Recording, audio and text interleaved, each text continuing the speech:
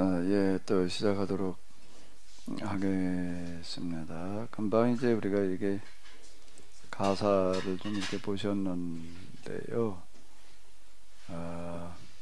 한류가 드라마로부터 시작을 해서 요즘 뭐 음식 이제 한류 아닌 게 없을 만큼 퍼져나가는 것 같더라고요. 떡볶이도 뭐 그렇게 또 인기라며. 한국 사람이 먹는 건 다 따라 먹으려고 그러는 거 같아. 그 아마 유튜브에 올라와 있는 영상 아마 계획 공동체에도 올려놓지 않았나 싶은데, 미국의 어느 펜실베니아 주립대 교수인가 사회학과 교수가 지금 하는 얘기 아마 기억나시는지 모르겠는데, 지금 기후변화 때문에 지금 대멸종이 이렇게 생겼는데 이걸 어떻게 해야 되느냐라고 하는 거를 그분은 이제 사회학의 입장에서 이제 얘기를 하는 건데, 사회학자라는 사람들은 전 세계 여러 나라들 민족들의 사회를 연구하는 사람들에게 인류학자, 사회학자, 역사학자, 이 사람들이 이제 보는 것도 상당히 객관적으로 보는 그런 부분들이 있습니다. 다 갖다 서로 비교 분석을 하는 사람들이기 때문에 그런데요. 그분이 하는 얘기는 뭔가 하게 되면 이 기후변화 때문에 지금 대멸종의 위기를 맞았는데 이거를 어떻게 해야 되느냐라고 하는 것을 사회학자의 입장에서 이거는 이 문제를 해결할 수 있는 나라는 한국밖에 없다, 이렇게 얘기를 해요. 그분 얘기가 한국이 하면 세계 사람들이 다 따라하게 돼 있다. 여러 가지 근거를 가지고 이제 그 내외가 다 비슷한 일을 하는데 다 똑같이 그렇게 이제 우리가 왜 한국에 매여서 사느냐, 바로 이것 때문이다. 한국이 이제 앞으로 대멸종을 막을 수 있는 유일한 나라다. 자, 이렇게 이제 얘기를 하고 있다 라고 하는 거예요. 그런 얘기를 하는 사람들도 이렇게 나오고 있어요.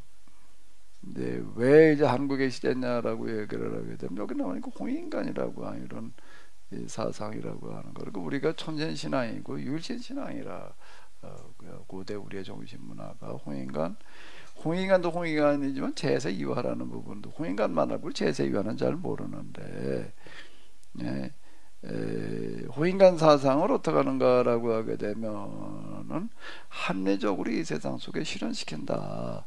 그 호모 홀버트라는 사람이 한 얘기가 뭔 얘기인가 하게 되면은 이 세상에서 이상을 현실에 실현시킬 수 있는 유일한 나라가 조선이다.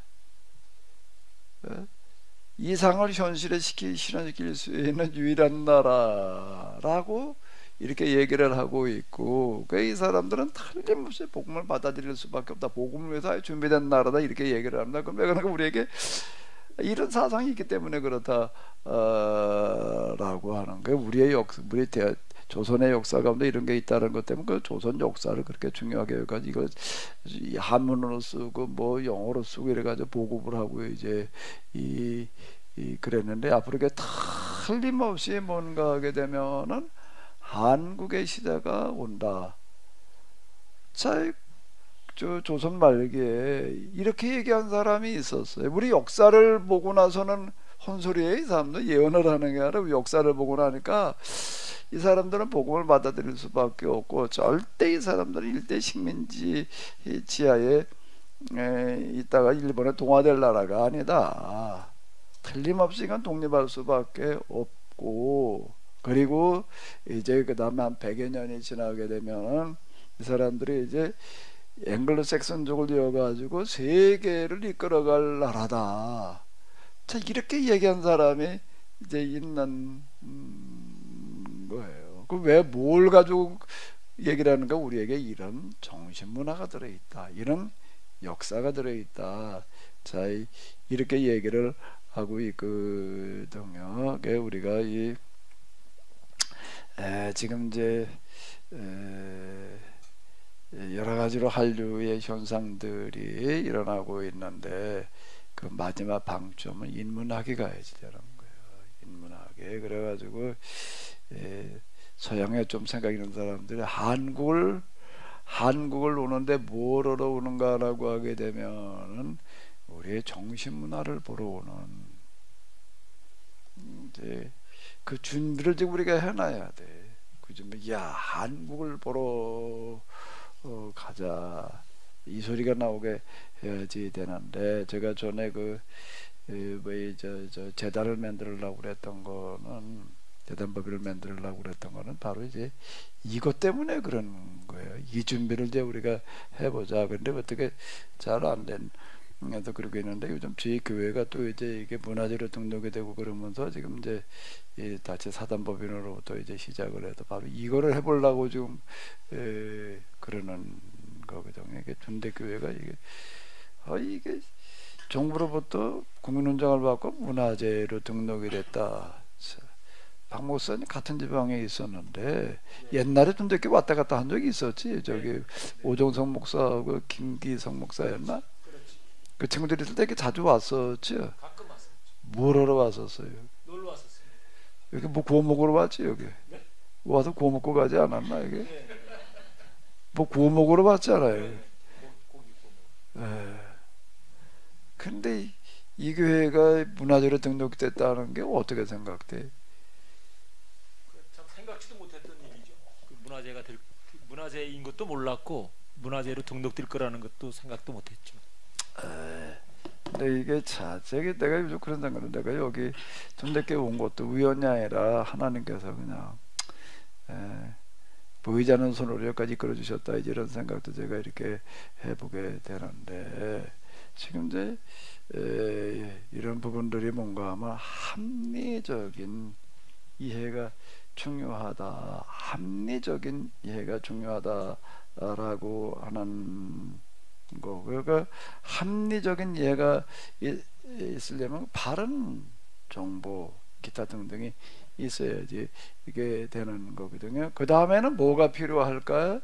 판단을 내리는 데 있어서 바르게 이해하고 나서 그 다음에 뭐를 염두에 둬야 되는 거죠? 뭐를 염두에 둬야 되는 거예요? 내가 맨날 얘기를 하는데, 하나님의 또 다른 이름이 뭐라고요?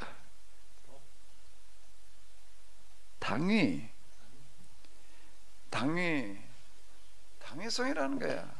당위에 맞아야 돼. 당위라는 게 뭐예요? 마땅이야. 마땅히 그래야 되는 거예요. 그거는요. 당연히 그래야지 하나님의 뜻일 거 아니에요. 예? 마땅히에서 이제 조금 더 나가면은 뭐가 될까? 마땅히 닿으면 뭘까? 당연히 하나님의 뜻을 아는 거는 멀리 있는 게 아니다라고 하는 겁니다. 하나님은 마땅히 그래야 될 일을 하시는 분이지. 누구나 보기에 참 그건 맞는 얘기야, 맞는 일이야, 이래야 될 거 아니에요. 그러니까 마땅히 당연히 여기에 맞아야 된다라고 하는 거고. 근데 이제 문제는 뭐가 문제가 되나 하면, 참 맞아, 다 그래야 돼. 그런데 어떻다고 그 다음 거리적거리는 게 뭐예요?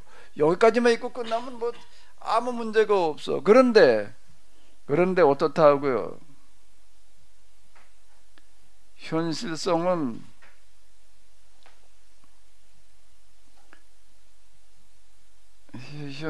어떻죠? 현실성은 어때요?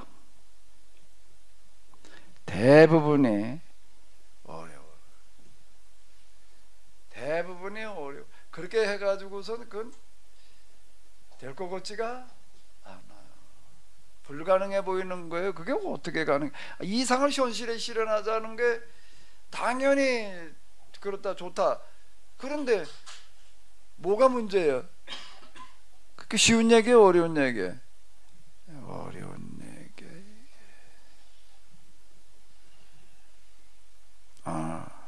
어려운. 그럼 이거를 어떻게 해야 되나? 그러니까 여기서 다 이제 그건 다 좋은 얘기인데 그래도 어떻다고요?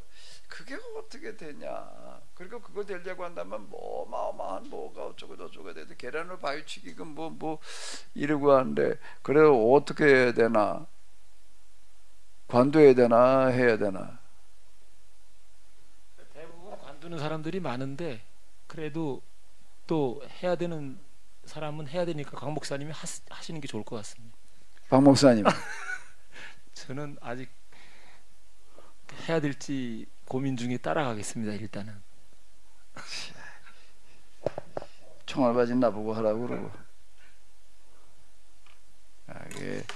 여기에 이제 여기가 문제인 거예요. 마지막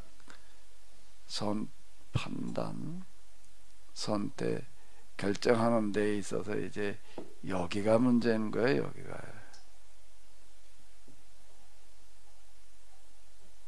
이걸 어떻게 해야 되나 이거를.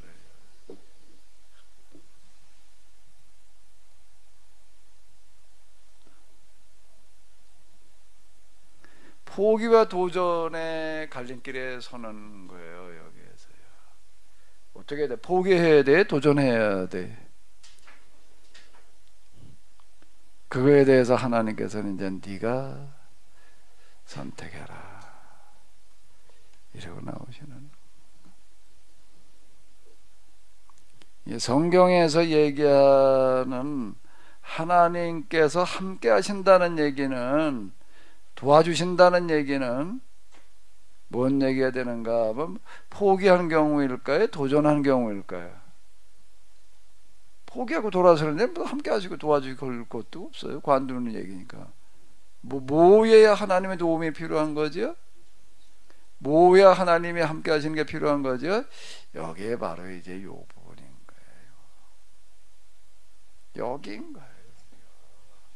여기에는 이제 뭐가 이제 이게 여기 이제 신앙의 차원이야. 여기는 신앙의 차원이야.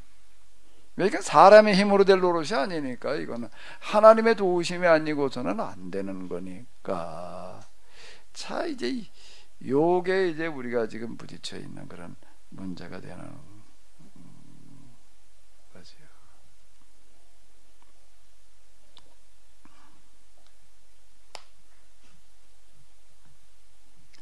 도전을 하나. 그럼 이렇게 해서 도전하면 하나님께서 그냥 무조건 다 되게 해 놓으실까요? 그게 또 그랬으면 참 좋은데. 어떻다고요? 그랬으면 참 좋은데 뭐가 문제라고요? 양이 차야 돼. 이게 또 물고필반이야 이게.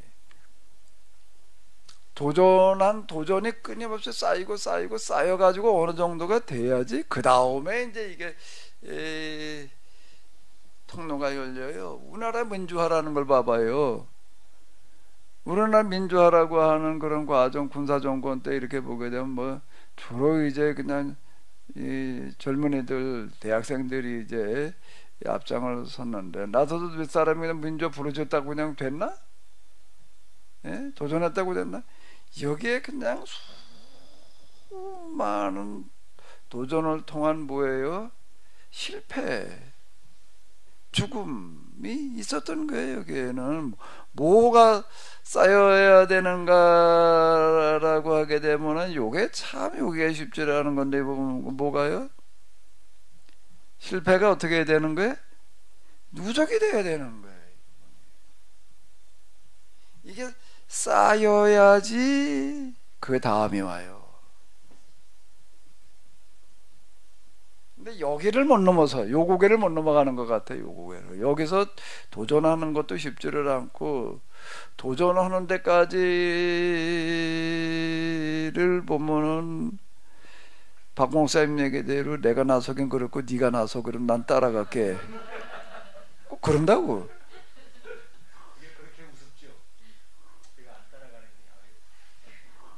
네가 나서 난 따라갈게. 그런데 따라간다라는 말을 똑바로 해야 돼.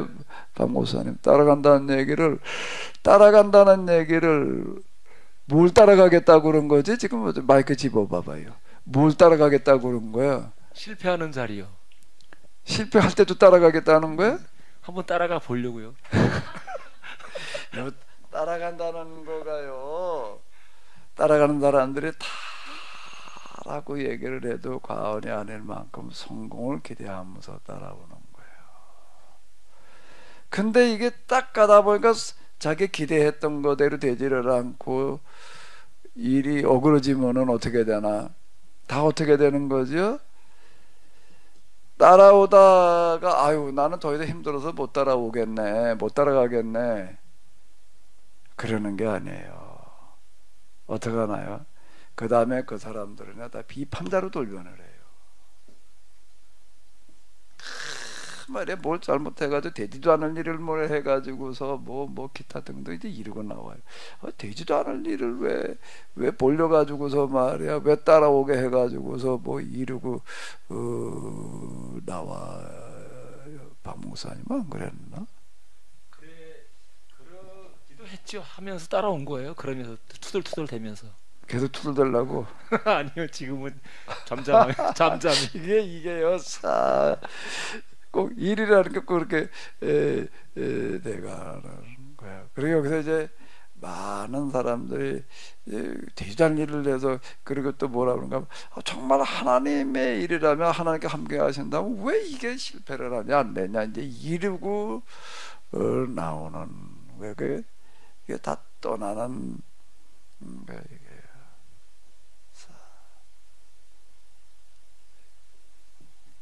여기 이제 이쯤에 이르렀을 때 이게 참 곤혹스러워진다. 이제 눕는 사람 모양으로 이제 끝까지 남는 사람도 있어 이제. 근데 이게 한 번으로 끝나야 될 게 아니라 이런 일이 계속 또 도전 이게 참 쉽지 않은 얘기인 것 같아. 제가 이렇게 부딪혀 보니까는요, 내 기대와 너무나 어긋나. 하나님께서 좀 되게 해놓으시면 좋을 것 같은데, 근데 하나님께서는 그럴 때마다 아직 아니다. 좀 더 이제 이런 시기를 이제 이렇게 되는, 이제 이게 뭔가 하게 되면 뭐죠? 이게 실패 누적이 돼가지고 어떻게 된다고요? 물국 필반인 거야. 이게 이 원리에 이게요.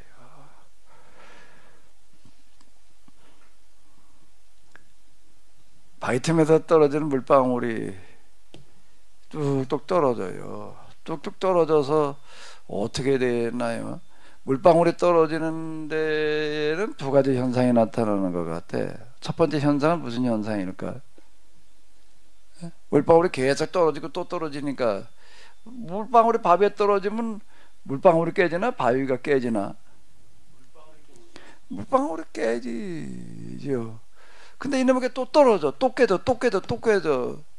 결국은 모두 깨지나? 그래서 바위가 파이는 게 있어요. 뭐 어떤 라피가 그거 보고서 40이 넘어가지고 공부를 시작했다며. 예? 그리고 유명한 10년 만에 먼 이스라엘 역사의 가장 유명한 라피 중에 하나가 됐다.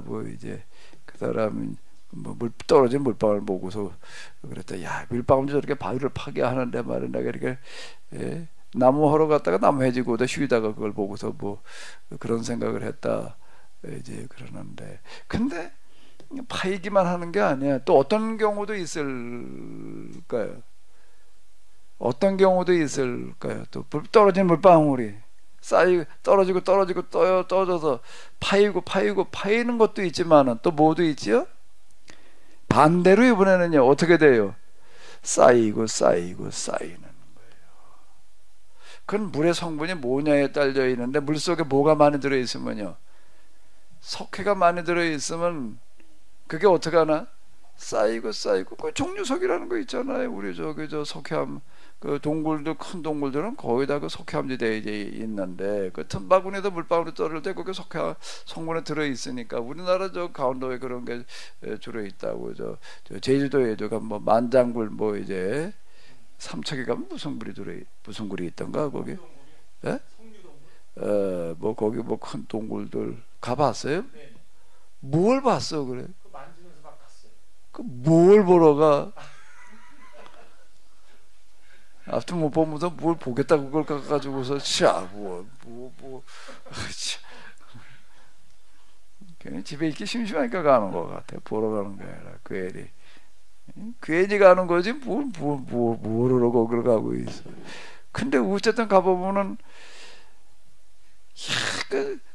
가면 지금도 물방울이 떨어지고 있더라고요. 근데 떨어지는데 물 쌓이는 것 같지가 않은데 그게 그냥 큰 기둥이 돼 있는 거예요. 그게 얼마나 많이 떨어졌다는 얘기야. 이게 얼마나 많은 시간 동안 그게 파이는 경우도 있고 쌓이는 경우도 있고 그러는데요. 하나님께서 만들어 놓으신 원리와 이치가 그런 거예요. 실패는 실패인데 무슨 실패냐라고 하는 거를 하나님께서 이렇게 보시는 거고요. 그러다 결국에 가서는 이제 어느 시점쯤 가면은 이제 이게 성공을 거두는 거예요. 종교개혁이라고 하는 것도 그렇죠. 종교개혁 이전에 수많은 사람 죽었어요. 수많은 사람 죽었다. 그 마녀 사냥 뭐 이걸로 죽어간 사람들이 얼마나 이 많은 그래가지고 종교개혁이 어느 시점쯤 가니까 이제 이게 성공을 하는 거고요. 그리고 르네상스 이후에 그 현대 그 자유민주주의가 지금처럼 정착되는데도 수많은 혁명들, 수많은 반란들, 수많은 저항들 다 실패했어요. 다. 그러니까 이게 실패했는데 왜 또 해? 근데 또 실패한 줄 알면서 실패한 줄 알면서도 중요하지만 또 그 다음에 뭐를 해요? 실패 한 줄이 있고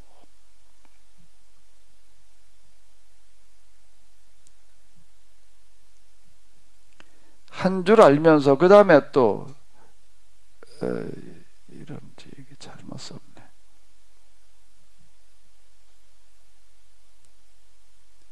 실패한 줄을 알면서 또 뭘 알면서? 실패할 줄 알면서 또 하는 거예요. 이거를요. 왜 그렇게 하지요? 왜 그렇게 하는 거예요? 요거 때문에 그러는 거예요. 뭐 때문에요? 마땅히 때문에 그러는 거예요. 당연히 그래야 된다는 거예요. 그러니까 이거를 위해서라고 한다면은 이건 마땅히 그래야 되는 건데 당연히 그래야 되는 건데 이걸 내가 도전하면은 나는 틀림없이 어려움을 당할 거고 그리고 이건 뭐 될 가능성보다는 안 될 가능성이 많은데 그럼에도 불구하고 나는 여기에 내가 몸담겠다. 내가 이 세상에 태어나도 한 세상 살아가야 될 그런 그 삶이 내 평생에 걸려 있는데 이거를 위해서 내가 실패한다면은 이거를 위해서 내가 죽는다면 그만한 가치가 있다. 자, 이렇게 생각을 하고 도전을 하는 거예요. 그거 뭐 독립운동에 나선 사람들 일제 때 이렇게 보게 되면은요 참 눈물겨운 얘기예요. 아니 일제하고 맞서는데 그게 어떻게 가능한 얘기예요. 그게 실패할 줄 뻔히 알아요. 뻔히 아는데 그 앞에서 계속 많은 사람들이 그러다 죽었어. 모르는 거 아니야. 근데도 또 하겠다는 거예요. 왜? 큰 마땅히 그래야 되니까. 그 당연히 그래야 되니까 그걸 하는 거예요. 이 땅에 하나님 나라가 세워지는 데는 이런 희생이 따르지 않고 어떻게 그게 가능해? 그래서 그 길을 뭐라 그런가 하면 십자가의 길이라고. 누구냐 나를 따라오려거든 어떻게 하라고요? 자기 십자가를 지고 나를 따를 것이다. 그래서 예수님께서 어떻게 하셨어요? 돌아가셨어요. 아니 예루살렘에 올라가가지고 황제로 등극을 해가지고 전sek을 지배한다. 그래야지 무언 따라갈 맛이 나지. 예수님의 제자들도 그걸 기대하고 따라갔던 것 같아. 근데 뭐 허무하게 돌아가셨어요 이제. 그러니까 이제 도망가가지고서 몽골어 잠그고서 그냥 두려움에 떨고 있는 거예요. 야 이제 우리는 뭐냐 말이야. 이게 어떻게 해야 되냐. 뭐 이러고 있는 어떤 것들 우리가 이제 복음서에서 이렇게 볼 수가 있는 인데요. 왜들 그러고 나섰는가 하면 마땅히, 그리고 뭐 때문에요? 당연히 때문에 그러는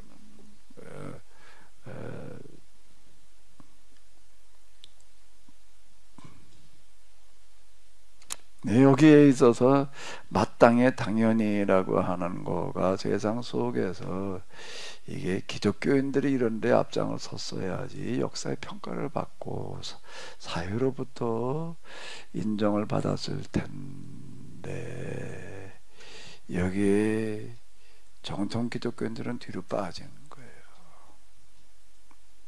진보적인 데서나 그냥 여기에 앞장서 가지고서 그냥 이제 우리가 군사 정권에 우리나라에서 앞장서던 거 보게 되면 한신 출신들이 제일 열심히 데모한 거.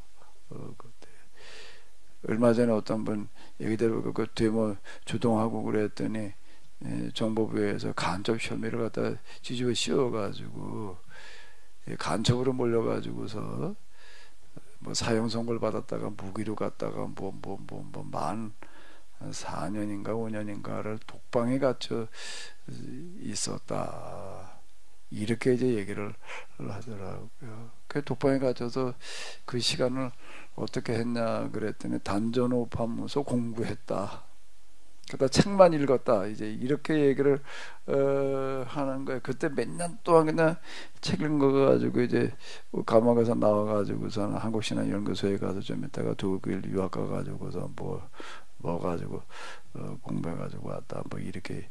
그리고 이제 어제 교수로 있던 분이 이제 은퇴한 분인데 얘기하는 거 보니까 이제 그렇게 얘기를 하더라고요. 자기들 간첩 혐의를 갖다 뒤집어 씌워놓더라, 말에 이제 이렇게 이제 얘기를 하던데, 마땅히 당연히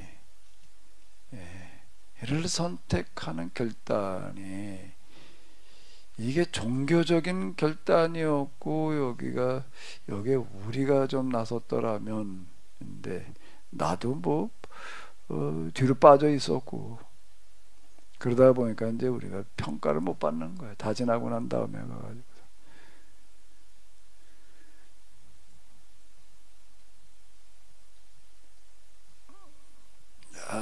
근데 지금 이제 바울을 보게 되면 이제 이거를 이제 선택을 하는 거예요. 당연히 틀림없이 가서 이제 죽을 거다는 걸 알면서도 가는데, 그 대부분 가서 그냥 실패하고 죽어요. 그런데 하나님께서 이제 또 그런 가운데에서 독특하게 또 개입하시는 경우들이 이렇게 생기는데요. 어쨌든 바울의 고담 행보를 우리가 조금 이렇게 보게 되면은요, 바울은 그 이후 자세한 건 좀 이제 넘어가지고 이제 예루살렘으로 가는 그런 얘기를 좀 이렇게 보도록 하겠습니다. 예루살렘에 가가지고서 이제 야고보한테 가가지고서 이제 보고를 하고, 야고보 장로들도 다 있더라. 낱낱이 보고했다. 여기 현대사 낱낱이 보고하였다. 사도 바울은 참 놀라운 사람이야. 그때 이 야고보는 12사도 야고보가 아니에요. 의인 야고보서의 저자 야고보를 말하는데, 그리고 거기 있는 장로들한테 사역을 가서 일일이 다 보고를 했다. 그리고 또 뭔가 하게 되면 보고만 하고 끝나는 게 아니라 하라는 대로 하는 거예요. 야고보가 허라는 대로 들어가서 금식을 하면서 뭐 어떻게 해라. 그래가지고 가서 이제 머리 깎고 뭐 이제 금식하는 뭐 그런 거. 그러다가 이제 성전에 바울이 들어가 있는 그런 거가 이제 유대인들이 보고도 그냥 있을 리가 없죠. 죽이려고 이제 그들이 바울을 죽이려고 할 때에 이런 얘기가 나오는 거예요. 그때 이제 로마군 파견 이제 천부장이 귀에 들어가 가지고서 천부장이 이제 이제 여기 개입을 하게 되는데요. 평소에는 로마 군들이 어디 있었는가 하면 가이사랴에 있습니다. 가이사랴는 그 해변인데요. 그 지도로다가 아직 잘 파악이 안 되시는 분이 계실 수 있으니까 조금 이렇게 보게 되면은요. 요걸 조금 확대를 해볼까.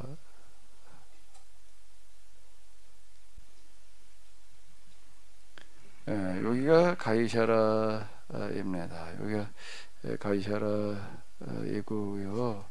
여기가 예루살렘이에요. 이제 평소에는 가이사라에 주둔하고 있다가 이제 예루살렘에 이제 이 유월절과 같은 큰 행사가 있어가지고 사람들이 모일 때에는 이제 예루살렘으로 올라와 가지고 또 비상대기를 하는 거 있는 거예요. 비상대기를 하면서 이제 주시하고 있는데 이제 폭동이 일어났다 그러니까 이제 개입을 했다 이제 그런 얘기가 이게 되는 거예요. 그러니까 바울은 그 자리에서 맞아 죽을 뻔하다가 이제 이 박연대장 10절 이 천부장이 와가지고 천부장이라는 게 군사를 1000명 끌고 왔다는 얘기가 되는 거거든요. 이제 바울을 어쨌든 뭐 바울이 뭐 문제를 일으켜도 그런 줄 알고 바울을 이제 체포했다라고 하는 그런 얘기가 이렇게 나오는 거고요. 근데 체포에 당해가면서 바울이 뭐라고 얘기를 하는가라고 나이가 좀 이 사람들은 얘기할 시간을 달라 이래가지고서 이제 청대 위에 서서 백성들한테 이제 히브리 말로 헬라어가 아닌 유대인들이 쓰는 말로다가 이제 얘기를 시작을 했다라고 하는 거고요. 그랬더니 이제 조용해져 가지고서 이제 얘기를 귀담아 이제 이게 듣는 거예요. 그럼 이제 하나님께서는 바울의 이런 선택을 통해서 무슨 일을 하셨는가라고 한다면 유대인들에게 이렇게 공식적으로다가 평소가 아닌 저렇게 많은 사람들이 모여 있을 때 공식적으로다가 설교할 기회를 주시는 거예요.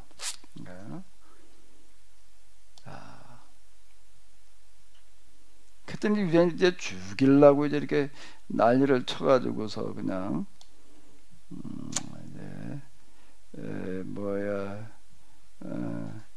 중단이 되고 이제 그랬는데요. 그 다음 날 또 천부장은 바울이 이제 시민권 로마 시민권을 가지고 있다 뭐 이런 걸 알고 난 다음에 천부장은 유대인들이 무슨 일을 그를 고발하는지 진상을 알고자 해 그 결박을 불고 명하여 제사장들과 온 공회를 모으고 바울을 데리고 가서 또 말하게 하는 거예요. 그러면 이제 이런 거예요. 예루살렘 거리에서 일반 백성들에게 다시 한번 돌이킬 수 있는 기회를 주시고, 두 번째는 뭐예요? 정식으로다가 공회가 열리는 거예요. 공회를 열어가지고서 거기에 가가지고 공회라는 거 대제사장 장로 뭐 다 모여야 되는 거예요. 거기에서 또 공식적으로다가 얘기할 기회를 주시고, 자 이렇게 하시는 거예요 하나님께서.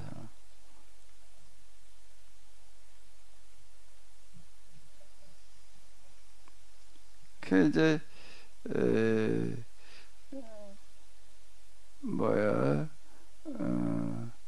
유대인들이 어쨌든 바울을 죽이려고 이제 그러는 어떤 이런 것들이 이제 계속 이제 일어나는 어떤 이런 걸 이렇게 볼 수가 있는데요. 그 이제 공회가 가지고 공식적으로 이야기를 하고요. 그 다음에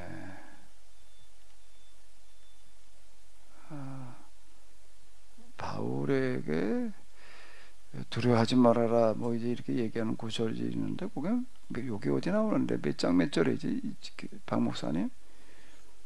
두려워하지 말아라 내가 로마에서도 이렇게 말해드리라고 얘기하는 게 있는데 유대인들이 죽이려고 그러니까 이제 하나님께서 하신 말씀이 있어요. 그 몇 장 몇 절이에요 그게?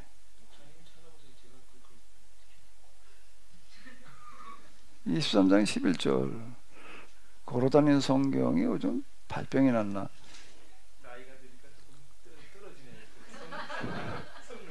그날 밤 주께서 바울 곁에 서서 이르시되 담대하라 내가 예루살렘에서 나의 일을 증언한 것과 같이 로마에서도 증언해야 하리라.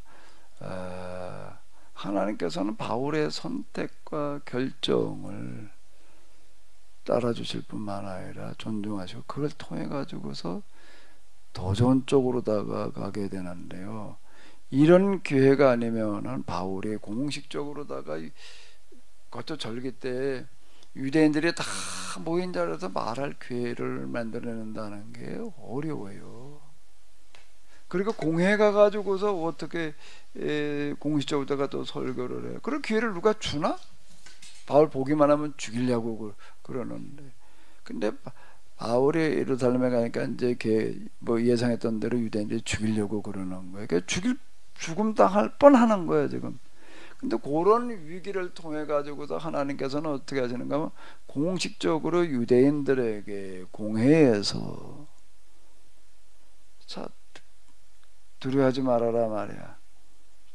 내가 예루살렘에서 나의 일을 증언한 것 같이 로마에서도 그러리라. 이 감옥에 그 다음에 이제 들어가 있게 되는데 감옥에 있는 동안에 또 이제 여기서 이제 이 총독 벨릭스 앞에서 또 유대인 지도자들에게 또 얘기를 하게 하시고, 그 바울이 여기 이렇게 보게 되면 이렇게 얘기가 나오고 있습니다. 이 사람이 바울에 대해서 호의적이고 자주 말라서 얘기를 하기는 했는데 뭔가라고 한다고 하게 되면 요 얘기가 나와요. 동시에 또 바울에게도 돈을 받을까 바라는 거로 더 자주 불러 같이 이야기하더라. 요 얘기는 뭔가 하면 바울이 알아요. 뭘 아나? 저 총독 벨릭스가 뭘 바란다는 거예요? 돈을 바란다. 그래서 돈을 좀 집어주면은 어떻게 하겠다는 거예요? 풀어주겠다는 거예요. 돈을 좀 집어주면 풀어주겠다. 그런 암시를 줬다는 얘기거든요. 장로님 같은 뭐 어떻게 하실 거예요? 왜 그런 걸 물어? 그러시는 거. 장로님 같으시면 어떻게 하시겠어요? 이럴 때. 박 목사님은 어떻게 할 거예요?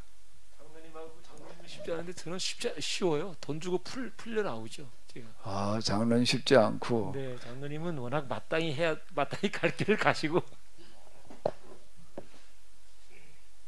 근데 바울은 돈을 좀 집어줬나 던져줬나? 아무것도 안 준 거 같아. 왜 그런가 하게 되면 여기 이렇게 나오니까 이태가 지난 후, 그렇게 2년이 지나갔다는 거예요. 이태가 지난 후 보르기오 베스도가 벨릭스의 소임을 이어받으니 이렇게 나오는 거야. 이렇게 나와. 2년이 지나갔다는 거야. 그리고 2년. 자, 이걸 어떻게 이해를 해야 될까? 2년 그 바쁜 시간 중에 2년이 그냥 감옥 속에서 그냥 지나가고 있어야 되는 거예요. 돈 몇 푼 집어줬으면 그냥 풀려나왔을 텐데 박 목사님 주저하지 않고 집어준다고? 그 돈을 잃나? 돈을 많이 해야지.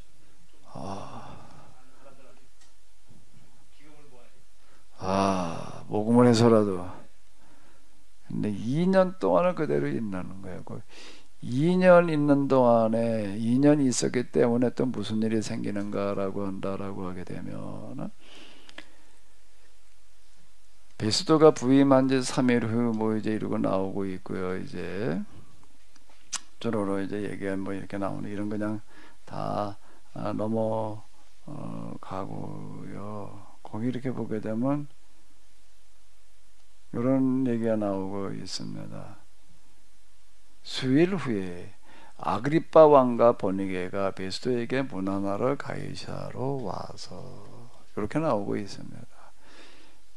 당시 총독이 있고 또 그 헤롯 왕을 얘기를 하는 거예요. 그 이제 그 다음 이제 왕이 이렇게 되겠는데 아그리빠 왕과 이 버니게라고 하는 거는 누이를 이제 얘기를 하는 건데, 그러니까 이스라엘도 가장 큰 실세 중에 이제 하나였던 거예요. 대제사장이 있고 총독이 있고 또 누가 있는 거죠? 왕이 있고 이런 이제 삼두 체제인데 그 중에 하나인 아그리빠가 이제 총독이 새로 왔으니까 이제 그래도 인사를 이렇게 와서 며칠 동안을 이제 머물러 있었다. 여러 날을 있더니 베스터가 이제 바울의 문제를 가지고 얘기를 하는 거예요. 조언을 구하는 거예요. 이러이러한 사람, 내가 부임에 와서 보니까 전임 총독 때 바울이라는 사람을 이렇게 구금해 놓고 지금 여태까지 있다가 나한테 남겨줬는데 내가 이걸 어떻게 처리를 했으면 좋을지 모르겠다. 그랬더니 아그리빠가 또 뭐라고 이러는가 하면 나도 이 사람의 말을 좀 어떻게 한다는 거예요? 직접 들어보고 싶다. 소문으로 들었던 건데 어떤 사람인지를 좀 만나보고 싶다. 이렇게 해가지고서 또 이제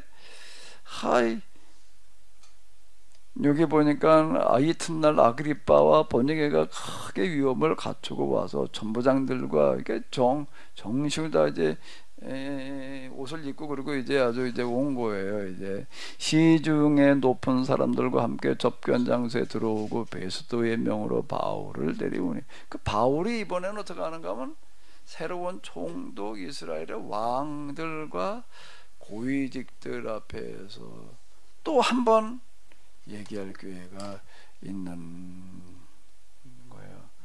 그게 무엇 때문에 그게 가능했다고요? 2년 동안 감옥에서 뭐라고 그래야 되나, 죽치고 있었다고 그래야 되나, 있는 동안에 일어나는 일이에요. 그러니까 하나님께서는 어떤 절차를 밟으시는가 하게 되면은 이스라엘에게 이제 70년에 망하잖아요. 요건 이제 60년대 후반 얘기.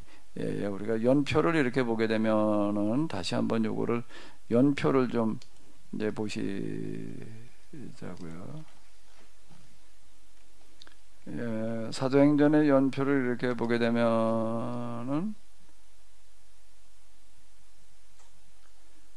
가시아라 옥중 생활이라고 하는 어떤 이런 거가 57년 8년째 57년 60년째 그 사이에요. 지금요.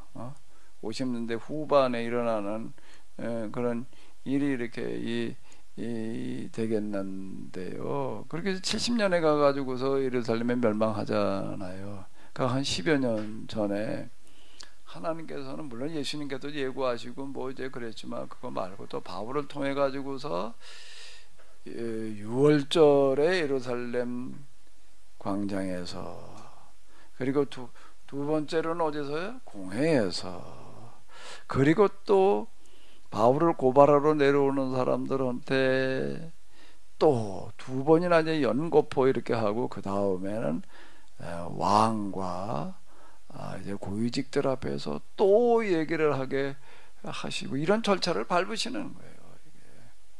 요 기간 동안에 사도 바울이 가이사랴 감옥에서 한 2년 이상을 이제 이렇게 있게 되는데 그 기간이 이런 이제 중요한 일들이 일어나는 거죠. 얼핏 보게 되면 감옥에서 그냥 헛고생한 것처럼 보일 수 있는데 하나님께 이런 멸망의 예고에 대한 절차를 밟으셨다라고 이렇게 볼 수가 있게 있습니다. 그리고 이제 그 다음에 한 번 더는 이제 뭔가라고 하게 되면은요, 금방 여기서는 23장 금방 몇 절이었지?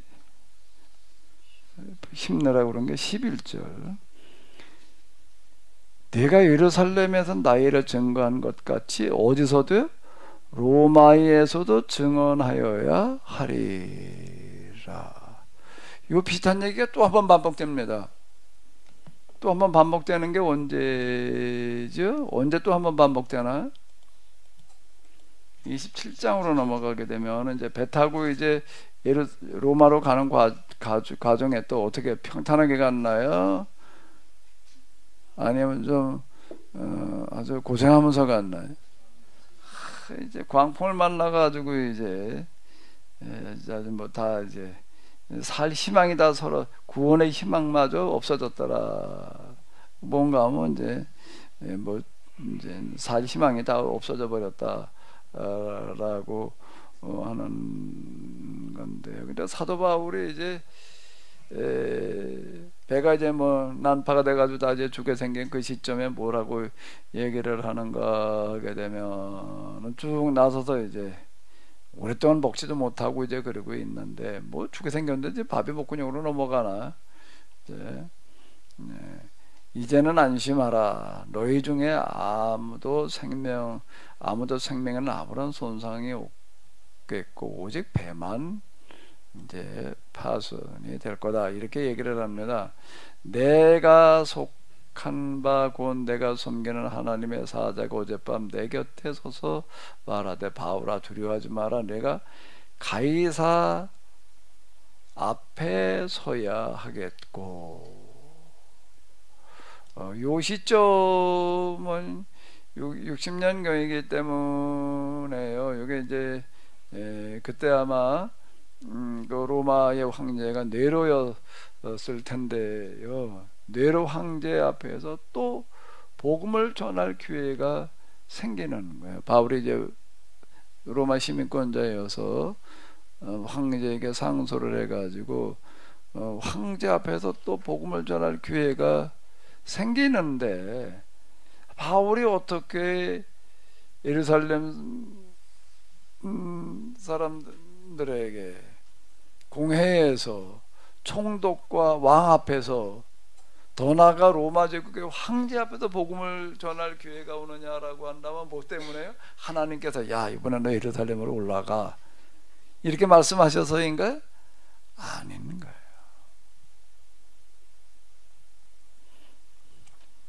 바울이 선택한 거를 하나님께서 그대로 따라주시면서 그게 어떻게 하는가 하면 더 좋은 길로 인도해 주시는 것이에요. 이 과정이 아니었으면 바울이 그런 공식적인 행보를 하기가 어려운 거예요. 하나님은 이런 방식으로 이끌어 주시는 것 같아요. 이런 방식으로. 자, 이제 다시요. 오늘 오전에는 이제 여기 이걸 통해 가지고 도대체 우리가 기도라는 걸 어떻게 해야 되느냐, 뭘 해야 되느냐라는 걸 가지고 좀 이렇게 생각해 보는 건데요. 기도, 우리의 신앙생활이라고 하는 거가 자칫 기도에서 응답 받아 가지고 움직이려고 하게 되면 큰 모순에 빠진다라고 하는 거고, 그런 기도는 무슨 기도를 해야지 되나?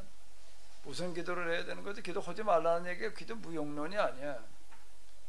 무슨 기도요? 바른 이해. 그 다음에 뭐예요? 바른 판단을 구하는 거예요.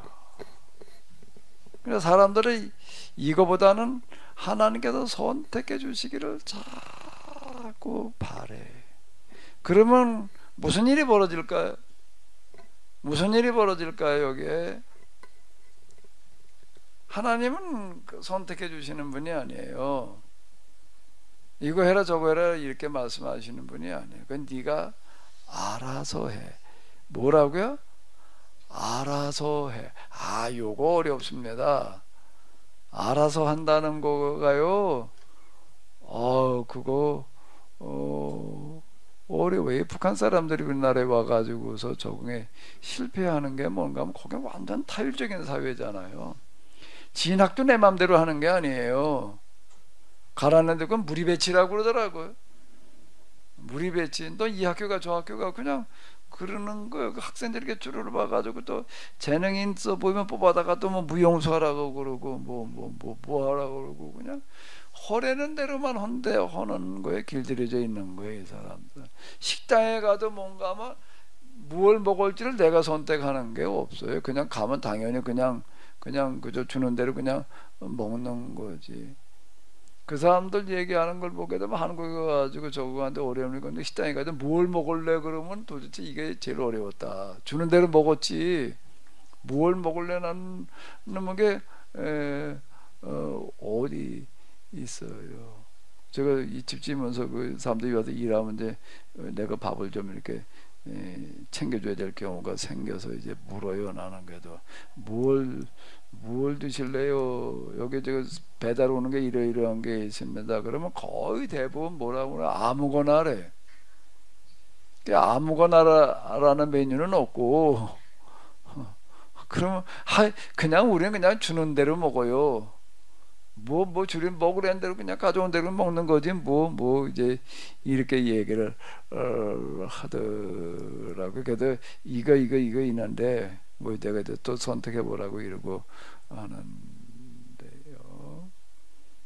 북한 사람들이 와서 적응하는데 어려운 거는 뭔가 하면 타율에 젖어 있다가 자율로 하려니까 이게 이제 안 되는 거예요. 직업도 거기서 뭐 내가 선택하는 놈이 어디 있어. 그냥 호래는 대로 그냥 했는데 여기서는 이게 내가 다 하려니까 이제 이게 어렵더라. 그래서 어렸을 때부터 타율에 젖어 있던 사람이 자율로 하라고 그러면 이게 굉장히 어려워하는 것 같더라고. 우리는 당연한 거 그 사람들한테는 굉장히 어려운 문제가 되는 어떤 이런 걸 이렇게 볼 수가 있는데요. 그 우리는 자꾸 타율적인 신앙으로 내가 기울어지면서 반대로 또 내가 하고 싶은 것도 되게 해달라고 또 이렇게 또 요구하는 식의 신앙생활을 이렇게 되는데 하나님께서는 그렇게 하시는 게 아니라 네 스스로 판단을 해라. 그리고 선택을 해라. 근데 이게 잘못 판단하고 잘못 선택하게 되면 이게 문제가 생기는 그 헛고생이에요. 이제 이 부분이 그게 올바른 판단 선택을 하려면 뭐가 먼저 선행돼야 된다고요? 바른 이해. 무슨 바른 이해? 통합적인 바른 이해. 통합적인 바른 이해. 원리와 이치로 이해를 해놔야지 된다. 뭐로 이해를 해야 된다고요? 합리적인 얘기가 원리와 이치로 이해를 하고 있어야 된다라고 하는 그렇게 스스로 판단을 하는 거예요. 결정하는 거예요. 근데 이제 내가 스스로 판단하고 선택하고 결정을 했는데 계획대로 안 됐을 수도 있어요. 안 됐을 때 그걸 어떻게 하겠다는 결단까지 내려야 되는 거죠. 안 됐을 때에는 그걸 내가 어떻게 하겠다? 뭐라고요? 감수하겠다는 결단도 같이 내려야 되는 거예요. 근데 그게 하나님의 뜻과 어긋나 버리게 되면은 그냥 그걸로 끝나요. 그러니까 하나님께 자꾸 선택을 이렇게 해달라 저렇게 해달라는 걸 요구하면 그렇게 대답을 안 하세요. 근데 그걸 계속 그러고 있으면 무슨 현상이 벌어진다고요? 옆에서 그걸 쫙 째려보고 있는 제3의 존재가 있어요. 기회가 왔다. 그리고 개입을 해요. 슬그머니 와가지고 개입을 한다고요. 뭘로? 꿈으로, 환상으로, 음성으로. 이래 놓으니까 이제 어떻게 생각을 하냐면 하나님께서 응답하셨다라고 이걸 또 받아들여요. 그래서 하나님께서 뭐라고 기도했더니 응답하셔서 내 응답한 대로 했다 이렇게 얘기하는 경우들이 있는데 여기에 넘어가지 말아야 돼. 그런데 문제는 내가 기도할 때 좀 환상이든지 꿈이든지 음성이든지 들렸으면 좋겠는데 그것도 안 들리는 사람이 있어. 그러면 어떻게 해야 되나? 거기에 또 마귀가 또 개입을 해요. 저게 어디 가면 직통 계시를 받는 사람이 있어. 요렇게 또 쏙닥쏙닥 또 소문을 듣게 해. 그래서 어떻게 되니까 거기 가서 그 사람한테 얘기하면 그 사람은 다 또 하나님의 말씀을 대신 전달해 줘. 그러니까 또 그럴 때 어떻게 해야 돼, 박 목사님?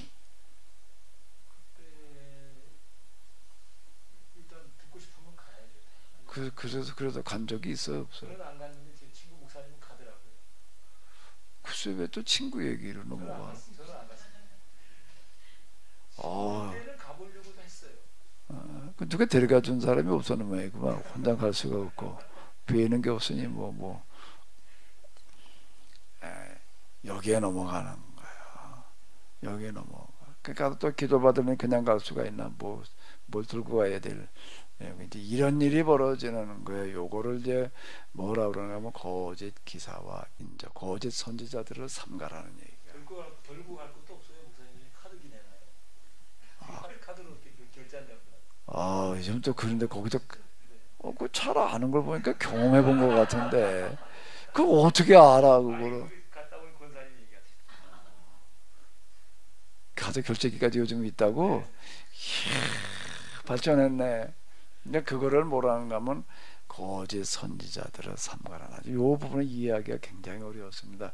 거짓 선지자들을 삼가라는 게 뭘 하라는 얘기가 잘 이해가 안 되는데 마귀가 개입을 해가지고 이런 일이 빚어 또 어디 가면 말이야 무슨 교회에는 뭐 하나님의 은혜가 넘쳐가지고서 거기 가서 기도하면 말이야 하나님께서 뭐 그런 거를 이제 이렇게 응답을 해주신다.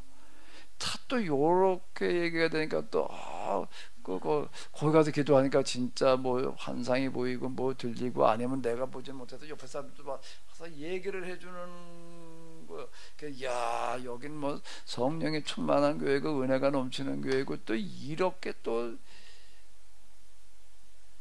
넘어가게 만들어 놓는 그런 일들이 지금 비일비재하게 벌어지고 있다라고 하는 겁니다. 그러니까 이런 데 넘어가지를 말아야 돼. 근데 이게 안 넘어간다는 게 어려워요. 왜 어려울까요? 내가 진짜 어려운 문제 생겨봐봐요. 그러면요, 그때 넘어가더라고. 얘기를 들어보면은요, 그때 넘어가기 쉬워요.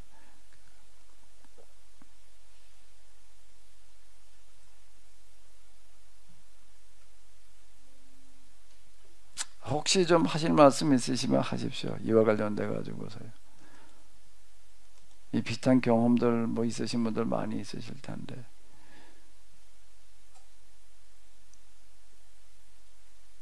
하시고 싶은 얘기 좀 없어요?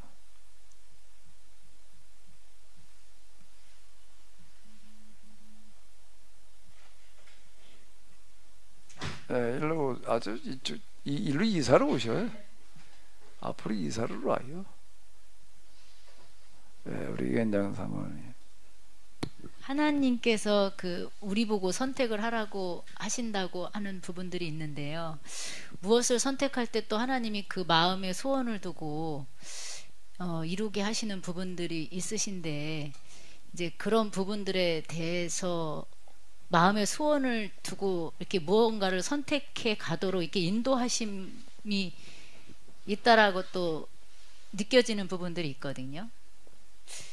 그러면은 그것도 하나님께서 이렇게 우리로 하여금 선택해 가시게끔 하시는 부분들이 아닌가라는 생각이 그 마음이라고 하는 거가요. 네. 어떻게 흘러가기 쉬운가 하면 자기 중심으로 흘러가기가 쉬운 거예요. 마음의 소원이라는 거가요. 마음의 소원이 나를 염두에 두고 소원을 품기가 쉽거든요. 대부분이 그렇잖아요. 우리의 소원이 무슨 소원이야? 나를 염두에 둔 소원이란 말이에요. 나를 염두에 둔 소원이기가 쉬워요. 그 이제 간절한 마음을 가지고 이제 기도를 한단 말이에요. 근데 그거와 이제 연관되어지는 어떤 이제 선택, 판단으로 흘러가기 쉽다고요. 그 이제 어떻게 그렇게 하다 보니까 내 마음이 이런다. 이제 하나님께 그렇게 인도하신 것 같다. 요렇게 생각이 들거든요. 그걸 맞나요? 그거 얘기하시는 건가요? 그런데 그때 소원이라는 이런 부분이 객관화되어져야 돼요. 그 주관에 머물러 있으면은 그거는 오류에 빠질 가능성이 높아요. 그 부분 그게 객관화되어져야지 돼요.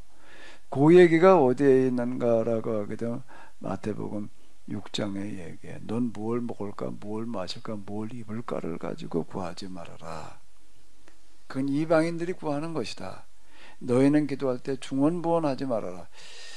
내 중언부언 이런 거 이방인들이 구하는 것이다. 뭘 먹을까 마실까 입을까를 구하지 마라. 그럼 나 기도할 게 없더라고. 그렇게 돼버리니까 맨 그런 거 가지고 기도를 했는데, 중언부언이라고 하는 건 또 뭔가 하면 기도를 많이 하지 말라는 거예요. 길게 하지 말라는 거예요. 그 사람들 그냥 그렇게 많이 길게 해도 들으실 줄 안다는 거예요. 아니 그럼 난 할 게 없어요. 그러니까는 이게 뭘 어떻게 하라는 거냐. 그건 뭔가 하면 거기에 뭔가 하면 이제 여기에서 무슨 문제가 나는가, 내 마음의 소원이라는 게 있어요. 그 소원이 내 마음의 소원이 객관화되어져서 그 소원이 누구의 소원이 되어야 되나? 하나님의 소원과 맞아야 되는 거예요. 그러니까 내가 마음의 일치라고 그러는 거예요. 마음의 일치라는 얘기는 내 마음에 바라는 바가 뭐와 같아져야 된다고요? 하나님께서 바라시는 것과 그게 바른 이해예요. 바른 이해는 마음의 소원을 조정하는 거예요. 채널을 맞추는 거예요. 내 마음의 소원이 누구의 소원과 일치되도록요? 하나님의 소원과 일치되도록 맞추는 작업이 바른 이해. 바른 이해를 하게 되면 그렇게 돼요. 바른 이해를 통해서 자기중심에서부터 벗어나요. 이 사람이 자기중심에서 벗어난다는 거 굉장히 어려워요. 어렵습니다. 이거는 진짜 많은 노력과 훈련이 필요한데, 제 경험으로는 하나님의 말씀을 올바로 이해하는 공부를 하다 보면 그렇게 돼갈 것 같아. 그게 제일 빠를 것 같아. 이거 벗어나게 한다는 건 굉장히 어려운 거. 왜 그러냐면 이게 내 마음의 소원이라는 게 자기중심이라는 것 자체를 아예 이해를 못하고 있으니까 그냥 그거 거기에만 젖어 있기 때문에 이게 안 되는 거예요. 근데 이게 하나님의 성경을 가지고 이렇게 쭉 해석을 하다가 보게 되면 이제 자기가 보이는 거야. 내가 지금 구하고 바라고 원하는 것들이 하나님의 바람과 너무 거리가 멀어졌구나라는 거가 이제 여기서 보이는 거거든요. 그냥 그게 보일 리가 없어요. 그게요. 그것도 마귀가 이거 가려놔 가지고서 마귀는 그걸 절대 못 보게 해요. 여기를 이제 어쨌든 이런 과정을 통해서 이제 내 마음의 소원이 누구의 소원이 된다고요? 하나님의 소원이 된다는 거예요. 그게 뭔가 하면 너희는 먼저 하나님 나라와 그 의를 구하라. 그리하면 이 모든 것을 어떻게 하리라는 거예요. 이 모든 것이라면 뭘 먹을까 뭘 마실까 뭘 입을까 그거는 아예 기도의 대상이 아니라는 거예요. 근데 그런 것들은 어떻게 한다는 거예요? 다 이루어 진다. 내가 그저 덤으로 주신다. 이제 그런 거는 이렇게 얘기를 하는데, 이런 거를 가지고 가서 이제 어디 가가지고서 이제 우리가 그냥 뭘 먹을까, 뭘 입을까, 뭘 말까 그렇게 구하는 기도 하지 말아라. 그럼 무슨 기도를 해야 되느냐? 자기 성찰의 기도. 쭉 이루고 하게 되면은 이제 이거를 이해하는 거를 굉장히 힘들어 하더라고요. 이 부분이요. 그다음 기도도 많이 하던 사람들도 여기 오게 되면 이제 다 이제 걸려 넘어져요. 내가 그동안의 경험에 의하면은 여기에서 그 부분이 잘 안 되는 거 같아. 그러다 보니까 이제 어쨌든 뭐 내가 얘기는 맞는 거 같고 계속 듣다 보게 되면 이제 구하는 기도를 안 하다 보니까 이제 기도가 헐 게 없어져가지고 기도 생활이 이제 중단됐대. 그래서 이제 이게 이제 뜨거운 열기가 다 사라져서 이게 뜨뜻미지근해졌대나 어쨌대나 이제 이렇게 또 얘기를 이제 해요. 그렇게 얘기하는 분들이 이제 꽤 있어요. 여기 계속 이제 있는 분들은 저는 그 구하는 기도를 이제 그건 아닌 것 같고, 그걸 그렇다고 구하는 기도 할 때만큼 열의를 가지고 그런 간절한 마음으로 기도를 한다는 거가 하나님의 소원이 이루어지기를 그렇게 간절히 기도한다는 거가 이게 어려운 거예요. 내 소원이 곧 하나님의 소원과 같아져야지 그게 간절한 마음에 실리는데, 그게 같아지지를 않으니까 하기는 하는데 이게 이제 그냥 건성으로 하게 되지 마음이 실리지를 않는 거예요. 그러니까 열기가 사라져 버린다 이렇게 얘기를 하는 거죠. 그 부분이.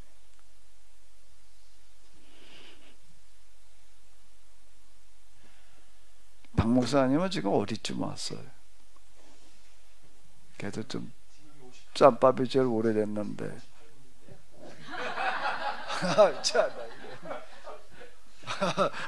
완전 코미디. 계속 뭐라고 해야 되나, 나의 소원과 하나님 소원 채널 맞추기 작업 중이라고 해야 되나, 뭐 그런 거 그럴 것 같고, 어느 때는 좀 하나님의 소원에 가까이 간 것 같다가도 또 돌아보면 여전히 내 소원에 머물러 있는 것 같고, 그런 것 같아요. 이게 하나님의 소원이 이루어지기를 바라는 마음이 얼만큼 간절해지느냐의 문제예요. 기도 시간에 정말 그런 기도가 되는가, 간절한 마음으로 정말 이 땅에 하나님 나라가 임하기를. 내가 제일 이해를 못하고 있던 부분에 하나님 나라와 그 의를 구하라는 게 뭘 하라는 건지를 모르겠는 거예요.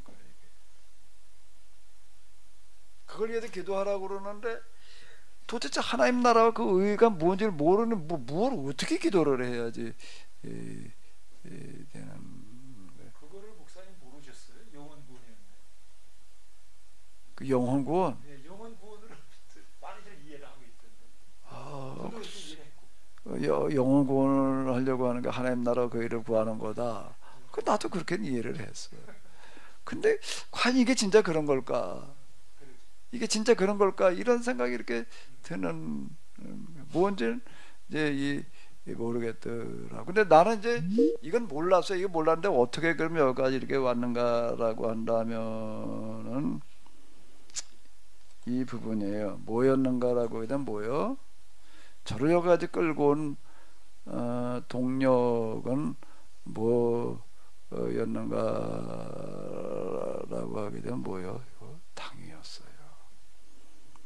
교회가 이래서는 안 되는데, 이래야 되는데라는 생각 때문에 그거 가지고 나는 씨름을 한 거. 여기에서 뭐가 가능해졌는가 하면 내 중심에서 벗어난 거예요. 내 교회가 그냥 뭐 이렇게 되기를 바라는 마음이 아니라, 내 교회 문제가 아니라 교회 전체가 지금 이래서는 안 되는데 당위의 문제를 가지고 나는 씨름을 하다 여기까지 온 거. 그 당위가 비로소 이제 뭐가 되는가 하면 자기 중심에서 벗어나게 하는 그런 역할을 하는 것 같아. 나는 마땅히 이래야 된다라기보다는 내가 원하고 바라는 쪽으로다가 기울어지려고 하는 경향이 많아. 저 같은 경우는 그렇더라. 근데 박근혜 목사님이나 이재영 목사님은 아닌 것 같아 보니까. 어때 이재영 목사님은 어때요? 주로 어떻게 신앙 이런 부분과 관련되어져서 그동안 어떻게 하셔서 어디까지 와 있어요? 지금 이제 59분에 와 있나? 어려운 문제인 것 같습니다. 근데 글쎄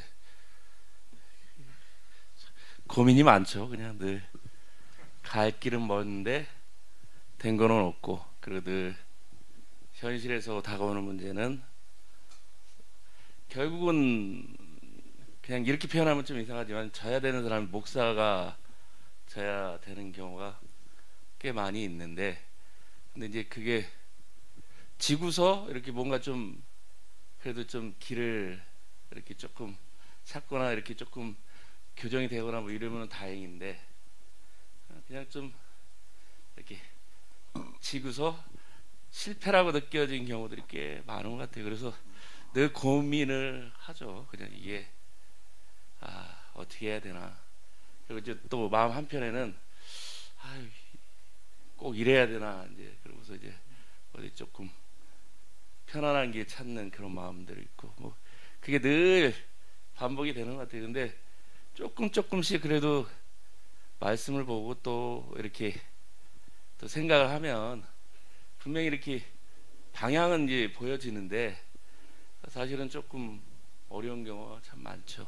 예.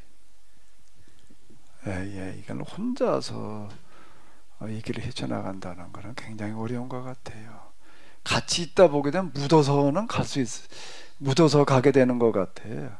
혼자서 이걸 어떻게 해본다는 거는 참 쉽지 않은 얘기이고, 묻어가면은 되지 않을까 싶어요. 그럼 좀 도움이 되죠, 묻어가는 거는요. 그래서 교회 공동체가 중요한 것 같아요. 그게 누가 이렇게 가다 그래서 진짜 말씀하신 것처럼 묻어갈 만한 사람들이 옆에 있으면 뭐 이렇게 그냥 갈 수 있는데, 대부분 이제 현실은 묻어갈 만한 사람이 아니라 반대로 가는 경우들이 많은 경우는 이게 참 어떻게 할 수 없는 부분들이 있어요. 그러니까 결국 근목자 흙이에요. 목 옆에 있으면은 목이 묻게 돼 있는 건데요. 박 목사님 무슨 뚜껑도 없는 거 보니까 그냥 빨리 끝내네. 관둬야 되겠네. 예, 수고 많으셨습니다. 우리 점심 식사하시고서 또 생각해 보도록 하겠습니다.